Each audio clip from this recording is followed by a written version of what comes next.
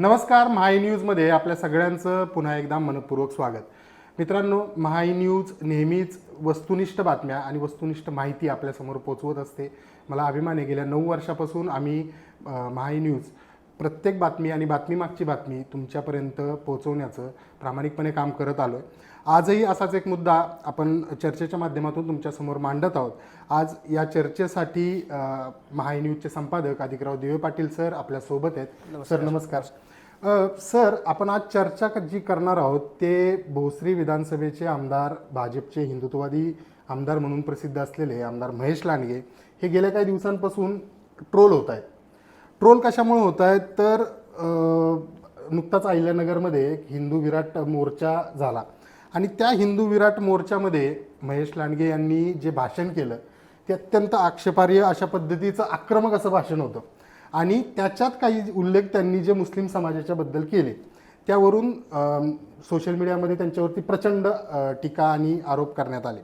आता त्या भाषणाच्या अनुषंगानं त्यांच्या बाजूने सुद्धा भारतीय जनता पक्षाचे कार्यकर्ते असतील किंवा हिंदुत्ववादी कार्यकर्ते असतील, शिवशंभू भक्त असतील, यांनी महेशदादांच्या आक्रमकपणाचं कौतुकही केलं, त्याला पाठिंबाही दिला. पण एकूणच या सर्वातून काही प्रश्न निर्माण होतात.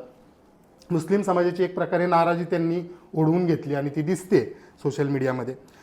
त्यानंतर याच घडामोडीमध्ये आमदार महेश लांडगे यांचे जुने काही फोटो जे सोशल मीडियामध्ये व्हायरल करण्यात आले, ज्याच्यामध्ये ते ज्येष्ठ नेते आजमभाई पानसरे यांच्यासोबत दिसत आहेत.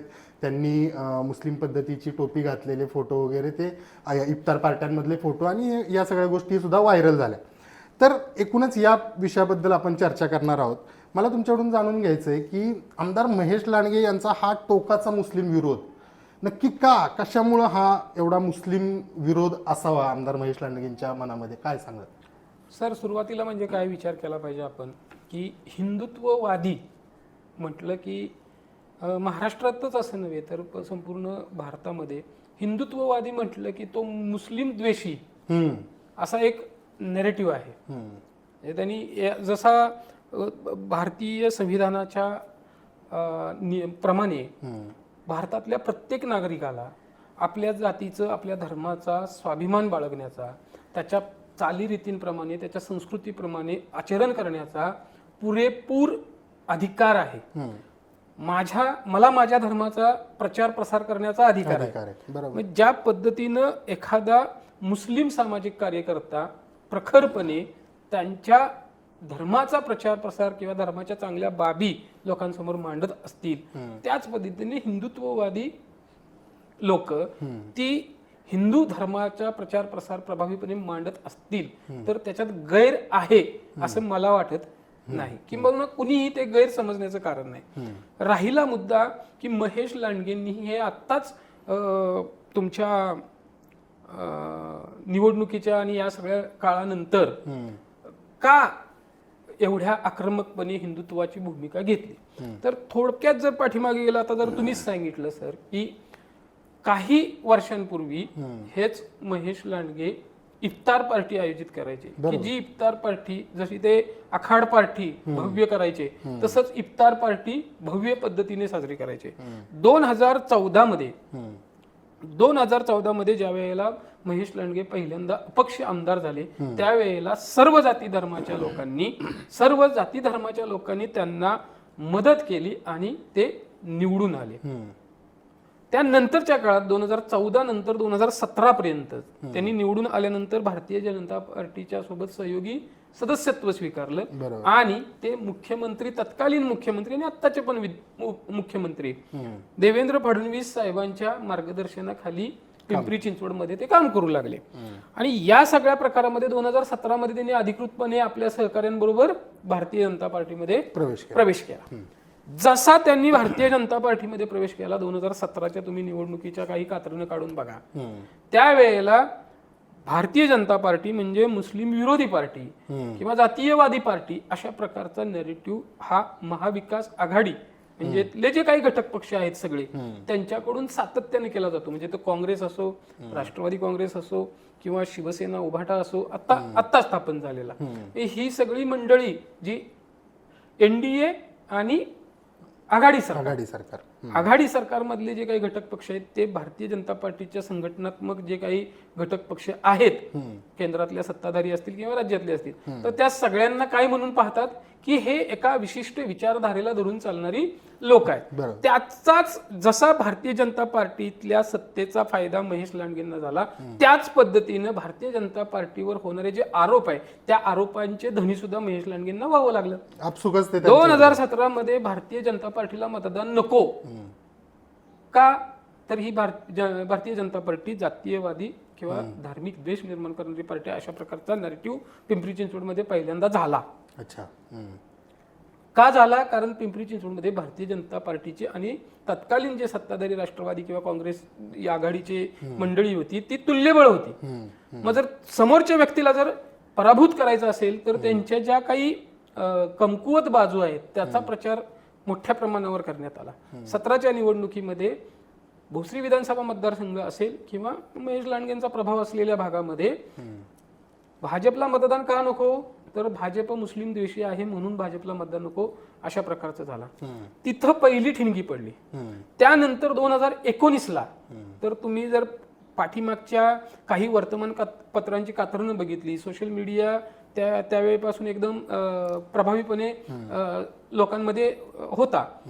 त्यावेळेला लव जिहाद जसा आहे तसा व्होट जिहादचा एक प्रकार समोर आला.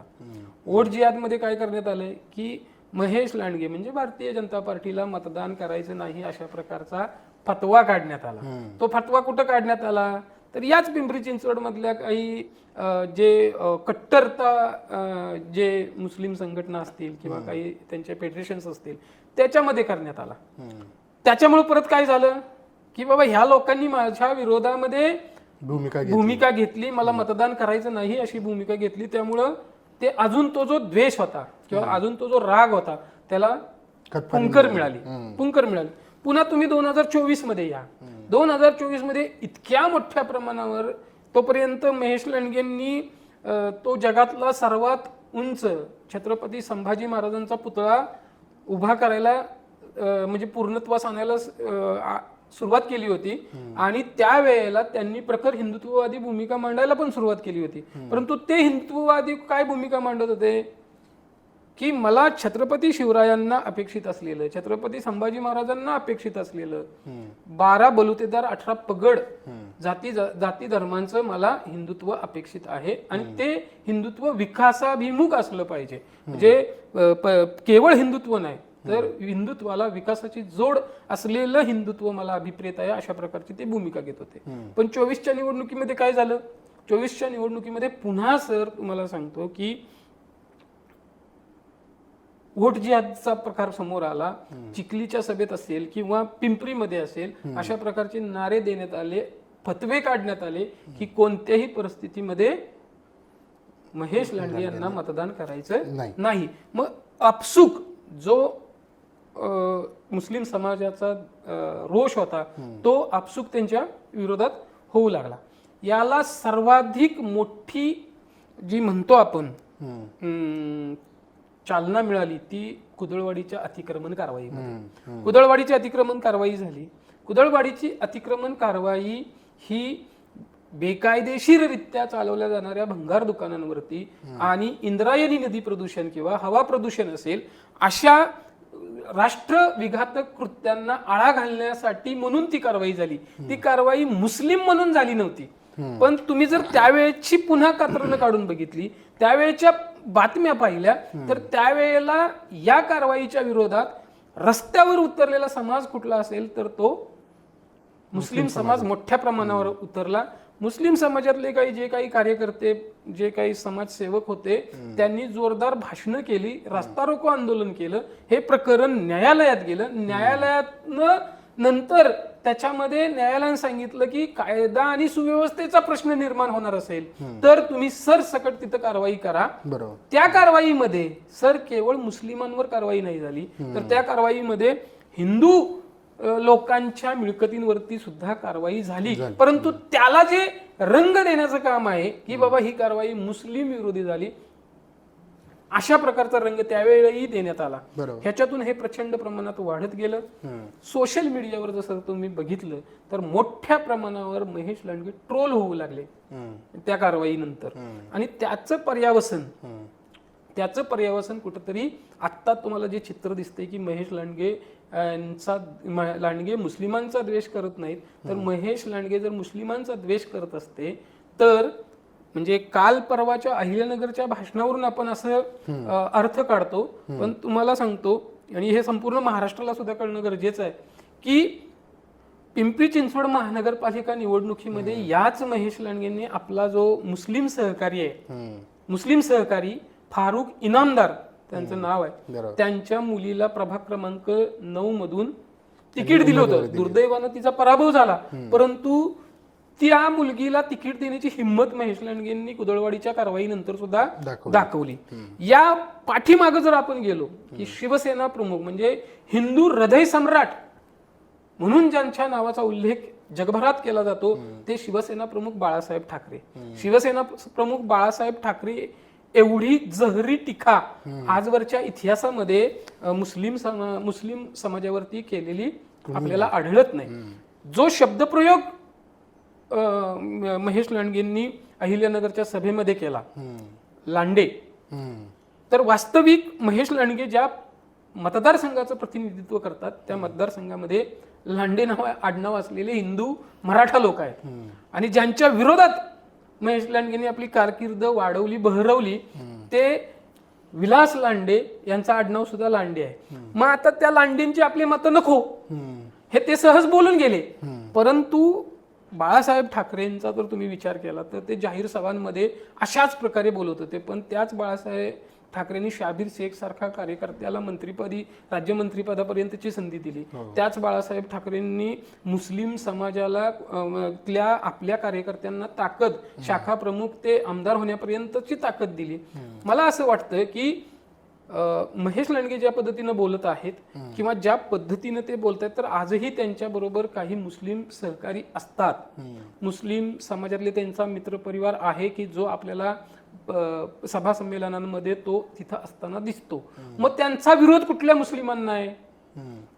ज्या मुस्लिमांकडून लव जिहाद सारख्या प्रवृत्तीला खतपाणी घातलं जातं, ज्या मुस्लिमांकडून राष्ट्रप्रथम म्हणजे राष्ट्राभिमानापेक्षा धर्माभिमान मोठा वाटतो, ज्या मुस्लिमांना धर्मांतरांचं लांगुल चालन करायचं असतं, ज्या मुस्लिमांना लँड जिहाद सारख्या घटनांचं समर्थन करायचं असतं किंवा त्या प्रवृत्तीला त्यांचा विरोध आहे असं माझं व्यक्तिगत मत आहे. त्याचं कारण असं की जर त्यांचा द्वेष भावना असती मुस्लिमांप्रती तर ती द्वेष भावना त्यांनी महानगरपालिकेच्या निवडणुकीमध्ये दाखवली असती की जी दिसली नाही. म्हणजे खरंच की त्यांनी एका मुस्लिम कुटुंबातल्या मुलीला उमेदवारी दिली होती.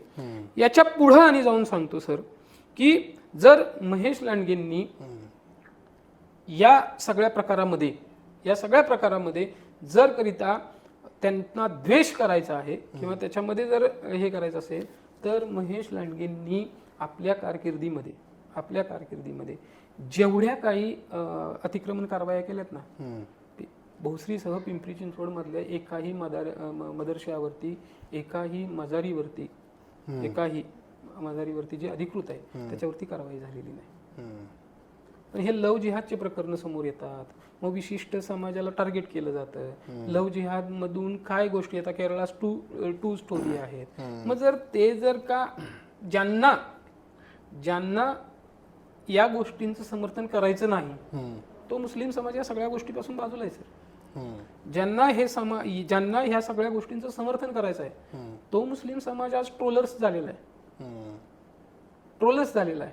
आणि हे करत असताना आपण सगळे एक भारतीय आहोत अशा प्रकारचा मेसेज घेऊन जर समोर गेलो, मग ते महेश लांडगे असतील किंवा त्यांना ट्रोल करणारी मंडळी असेल किंवा प्रखर हिंदुत्व मांडणारी मंडळी असेल, त्यांना संविधानाच्या अधिकार क्षेत्रामध्ये राहूनच काम केलं तर या देशामध्ये देशाची प्रगती होईल, किंबहुना शहराची होईल, आपल्या परिसराची होईल.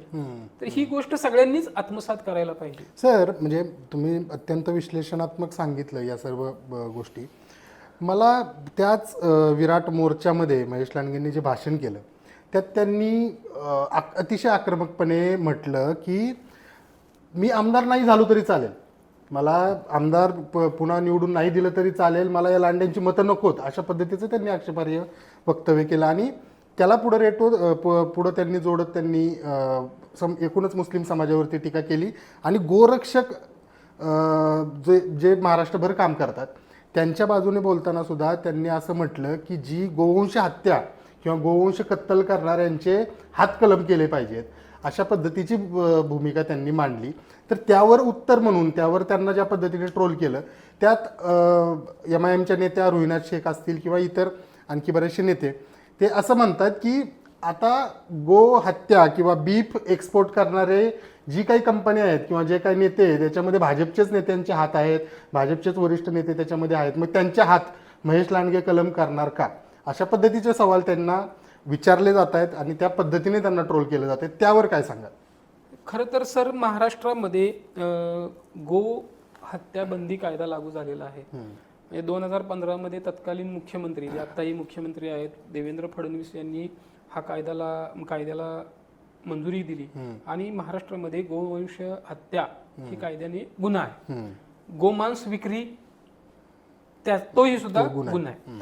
त्यामुळे ज्या मांस निर्यात करणाऱ्या ज्या कंपन्या आहेत त्याच्यामध्ये माझ्या वाचनाप्रमाणे बहुतांश कंपन्या या बफेलो मांस म्हणजे म्हैशीचे जे आहे ते मांस निर्यात करतात असं मी वाचलेलं आहे. आता ज्या मला वाटते पिंपरी चिंचवडमधले एक सामाजिक कार्यकर्ते आहेत, त्यांनी मुस्लिम समाजाचे आहेत, त्यांनी हा मुद्दा सोशल मीडियावरती उपस्थित केला होता की अमुक अमुक कंपनीच्या हातकलम करण्यात. ती अल कबीर नावाची कंपनी आहे सर, आणि ह्या अल कबीर या कंपनीवरती अनेकदा चर्चा झालेली आहे, सोशल मीडिया असेल किंवा न्यूज प्लॅटफॉर्म मध्ये झालेली आहे. ती अल कबीर या कंपनीचं नाव आहे किंवा तिची जी स्थापना आहे साधारण 1970 सालची आहे आणि त्या वेळेला ती कंपनी काहीतरी हिंदू व्यक्तीनं स्थापन केली होती. परंतु आज त्या कंपनीचा जो मालक आहे त्यांचं नाव जे आहे ते गुलामुद्दीन मकबूल शेख असं त्यांचं नाव आहे. त्यामुळं त्यांच्यावरती कारवाई करावं, कारण ते जे काय आहे की त्या वेळेला ही कंपनी म्हणजे एका हिंदू व्यक्तीची आहे, मग हिंदूच कसं काय गोमांस विक्री करू शकतो. वास्तविक या ज्या एक्सपोर्ट करणाऱ्या सगळ्या ज्या कंपन्या आहेत त्यांना कायदेशीर बाबींची पूर्तता केल्याखेरीज पुढील म्हणजे जी काही त्यांची कार्यवाही आहे प्रक्रिया आहे ती करताच येत नाही. म्हणजे महाराष्ट्रामध्ये जी एक कंपनी आहे की जिचं अल कबीर ती जवळपास 40 देशांमध्ये सर बीफ एक्सपोर्ट करतो. पण हे बीफचा प्रकार, बीफ म्हटलं की आपल्या डोक्यात काय असतो विषय, बीफ म्हटलं की गाईचं मांस असतं विषय. परंतु ह्या ज्या मोठ्या कंपन्या आहेत ज्या ब्रँड म्हणजे त्यांच्यातल्या त्या दिग्गज आपण म्हणतो त्या कंपन्या नियमांचं पालन करून म्हैशीचं मांस बाहेरच्या देशामध्ये पाठवत असतील आणि जर ते जर गोमांस पाठवत असतील किंवा गोमांस तिथं प्रक्रिया करत असतील तर त्यांच्यावरती कायदेशीर कारवाई होणार आहे. आता महेश लांडगे जे म्हणले की ज्यांच्या गायी गो हत्या करणाऱ्यांचं हातकलम केलं पाहिजे, तर हे गो हत्या बंदी कायद्याचं मूळ विचार कुठून आला, तर असं इतिहासामध्ये सांगितलं जातं की छत्रपती शिवाजी महाराजांच्या काळामध्ये महाराजांना लक्षात आलं की कुणीतरी एका व्यक्तीनं गो हत्या केली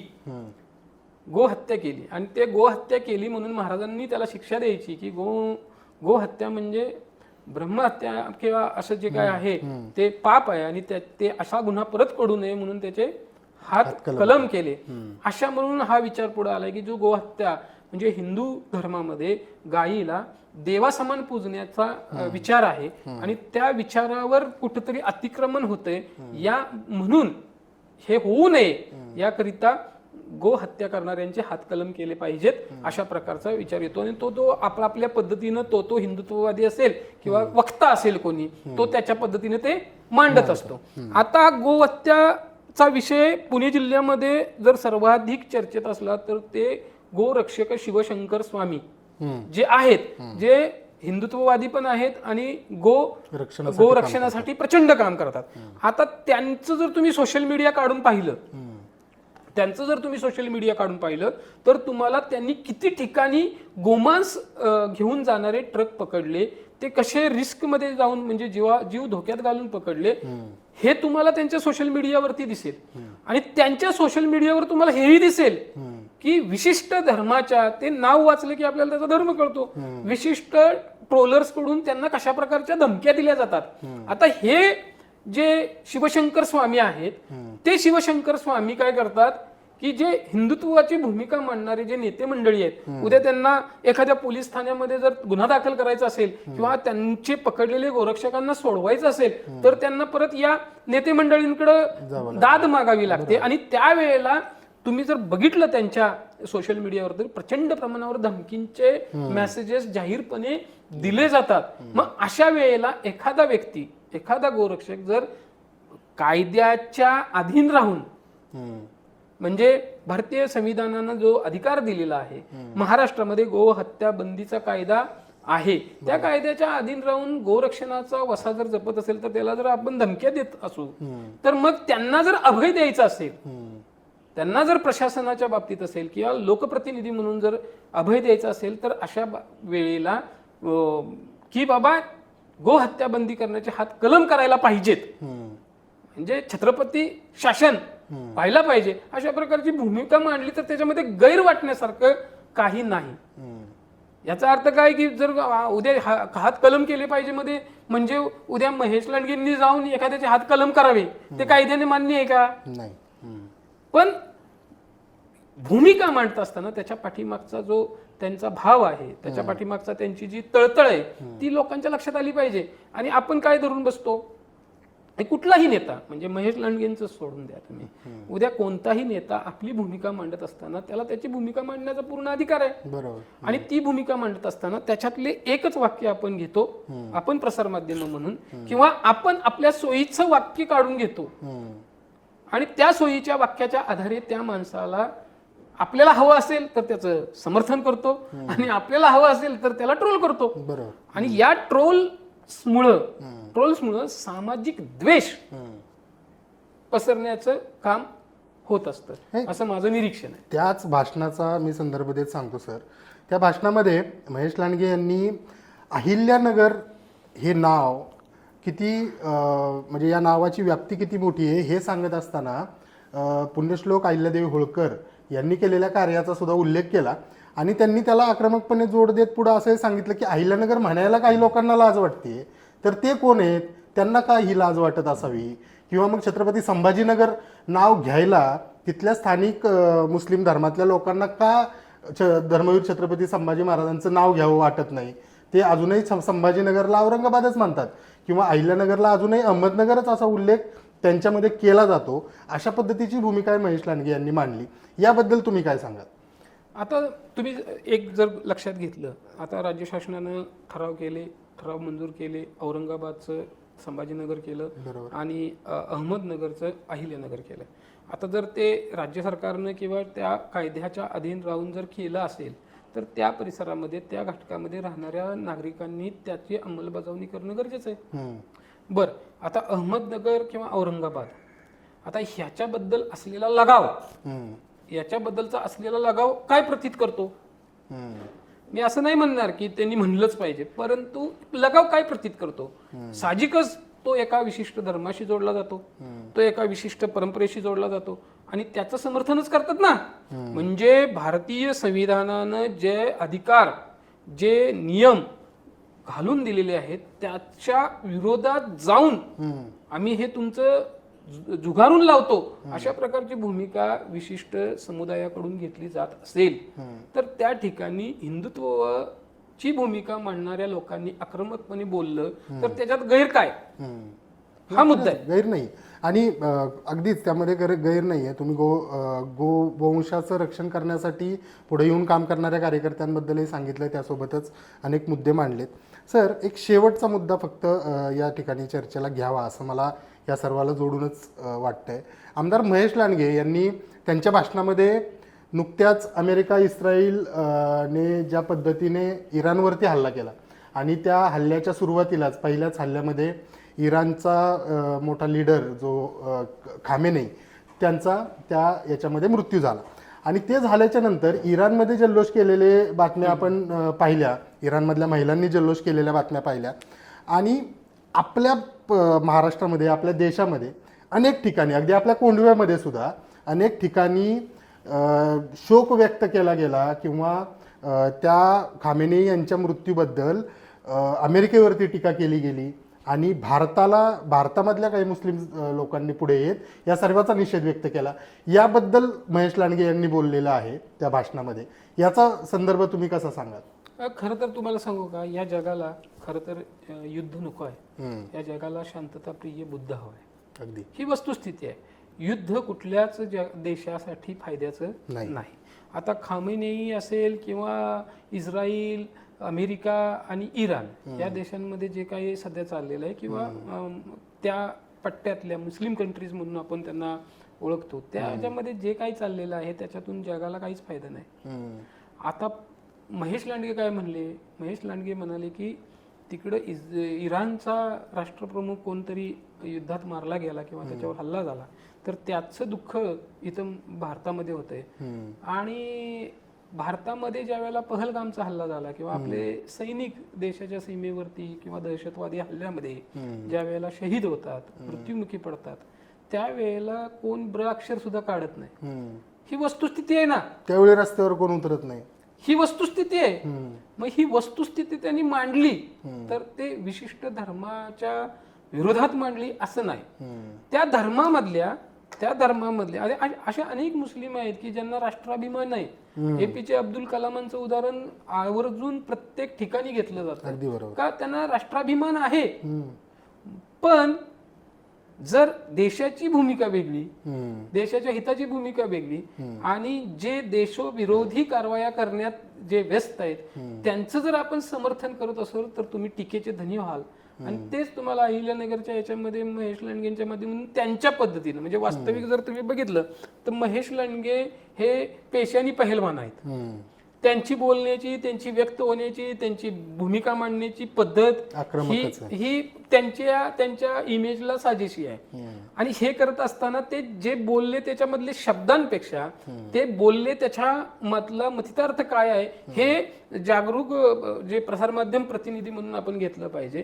खामेनेईच्या मृत्यूचा शोक भारतामध्ये कसा होऊ शकतो आणि त्याचं समर्थन का करू शकतो आपण, हा तुमच्या माझ्यासारख्या सामान्य माणसाला पडलेला प्रश्न आहे. भारतीय म्हणून आपण जर ज्या वेळेला वागू तर त्यावेळेला आपल्या देशासाठी जी भूमिका महत्वाची चांगली आहे त्याच आपण समर्थन दिलं पाहिजे ना. अगदी बरोबर. कोंढव्यात किंवा आमच्या कुदळवाडीत जर का त्या पद्धतीचा जे शोक व्यक्त होत असेल तर त्या ठिकाणी आपल्याला विचार करायला लावणारी गोष्ट आहे. विचार करायला लावणारी गोष्ट आहे. या सगळ्यातून एक गोष्ट समोर येते ना सर, पुरोगामी म्हणून स्वतःला मिरवणारी लोक किंवा समाजामध्ये पुरोगामी आम्ही आहोत, पुरोगामी विचारधारा जोपासतो असं म्हणणाऱ्या लोकांकडून खेमेनाईच्या मृत्यूबद्दल शोक व्यक्त केला जातोय की ज्या खेमेनाईने आयुष्यभर त्याच्या संपूर्ण राजवटीमध्ये कधीही महिलांना त्यांनी स्वातंत्र्य दिलं नाही किंवा म्हणजे अत्यंत क्रूरपणे त्यांनी कत्तली घडवून आणल्या. अशा खेमेनाईचं समर्थन इथले आपले पुरोगामी म्हणवणारे जर त्याच्या मृत्यूचं समर्थन किंवा त्याबद्दल शोक व्यक्त करत असतील तर हे सिलेक्टिव्ह पुरोगामित्व ना महाराष्ट्राला हवंय ना आपल्या देशाला हवंय. आणि याच चर्चेच्या माध्यमातून बरोबर की या महाराष्ट्राला किंवा या देशाला कोणत्याही परिस्थितीमध्ये धार्मिक कट्टरता नकोय. सर्व जाती धर्माच्या लोकांनी राष्ट्रधर्माचं पालन जर केलं, राष्ट्रधर्माचा स्वाभिमान जर बाळगला तर अशा प्रकारे हा हिंदुत्ववादी, हा कट्टर मुस्लिम पुरस्कृत नेता अशा प्रकारच्या संकल्पना राहणार नाहीत. राष्ट्रधर्माचं पालन जर केलं तर निश्चितपणानं या देशामध्ये शांतता अधिक काळ टिकून राहील.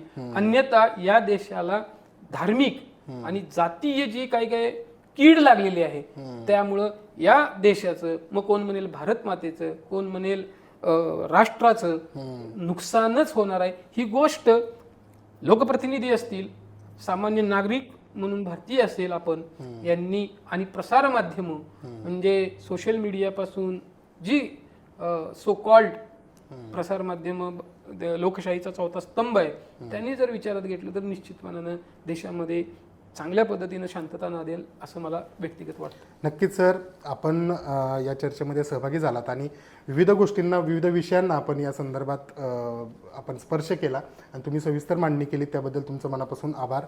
मित्रांनो, जसं या चर्चेतून बऱ्याचशा गोष्टी आता समोर आल्या आणि बऱ्याचशा विषयांवरती आपण चर्चा केली, एकूणच आमदार महेश लांडगे यांनी जी भूमिका मांडली, त्या भूमिका त्यांची आक्रमक जरी असली तरी त्यामागची त्यांची भावना आणि त्यांना व्यक्त करण्यात त्यांची जी मनातली सल होती ती व्यक्त करण्याच्या संदर्भामध्ये त्याकडे पाहिलं तर अधिक योग्य राहील, अशा पद्धतीचा हा सगळा आजचा विषय होता. पुन्हा एकदा मी सर्व प्रेक्षकांचं मनापासून आभार व्यक्त करतो. आपण माय न्यूज पाहत राहा. या पुढच्या काळातही असेच वेगवेगळे विषय आम्ही आपल्यासमोर मांडत राहू. तोपर्यंत धन्यवाद. धन्यवाद.